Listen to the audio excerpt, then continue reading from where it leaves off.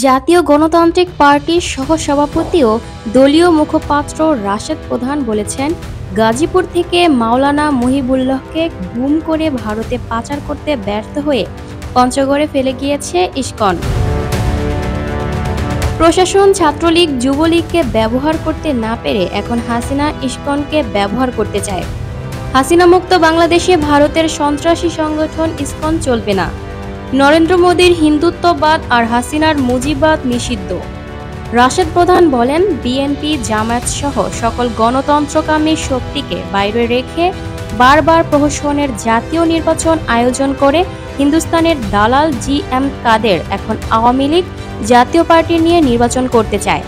গণহত্যাকারী আওয়ামী লীগ জাতীয় পার্টি 14 দলের অপরাজনীতি নিষিদ্ধ করেছে জনগণ। জাগপা মুখপাত্র বলেন, শুনেছিলাম আইন সবার জন্য সমান।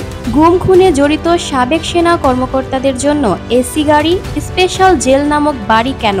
তাদের পরিচয় সেনা কর্মকর্তা নয়, তাদের পরিচয় এখন সন্ত্রাসী। আইন লেভেল প্লেইং ফিল্ড না হলে জাতীয় নির্বাচনে লেভেল প্লেইং ফিল্ড সৃষ্টি করার জন্য হাসিনা প্রশাসন এবং নির্বাচনের আগেই ক্ষমতায় চলে আসা নতুন দলীকরণ মুক্ত প্রশাসন লাগবে। তার আগে জুলাই সনদ বাস্তবায়ন আদেশ জারি করতে হবে। নভেম্বরে গণভোট আয়োজন করতে হবে। আজ 25 অক্টোবর সকাল 11টায় পররাষ্ট্র মন্ত্রণালয়ের সামনে 7 দফা দাবিতে জাগপার বিক্ষোভ মিছিল পূর্ববর্তী সংক্ষিপ্ত সমাবেশে সভাপতির বক্তব্যে তিনি এসব কথা বলেন। জাগপার বিক্ষোভ মিছিল পররাষ্ট্র মন্ত্রণালয় থেকে শুরু হয়ে পল্টন হয়ে বিজয়নগরে এসে সমাপ্ত হয়।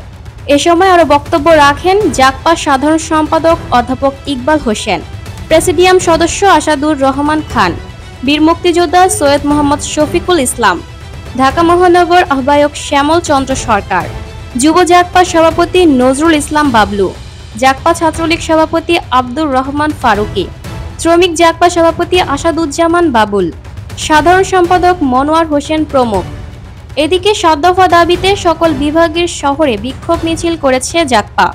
চট্টগ্রামে প্রেসিডিয়াম সদস্য AMM আনাস, রাজশাহীতে প্রেসিডিয়াম সদস্য মোহাম্মদ শামীম আক্তার পাইলট, সিলেটের সাংগঠনিক সম্পাদক শাহজাহান আহমেদ লিটন, রংপুরে জেলা আহ্বায়ক মাসুম বিল্লাহ, বরিশালে বিভাগীয় সহ সমন্বয়ক মনিরুজ্জামান মনির, খুলনায় বিভাগীয় সহ সমন্বয়ক মুস্তাজুল ইসলাম মুস্তফা, ময়মনসিংহে বিভাগীয় সহ সমন্বয়ক মোহাম্মদ ডালিম বিক্ষোভ মিছিলে নেতৃত্ব দেন।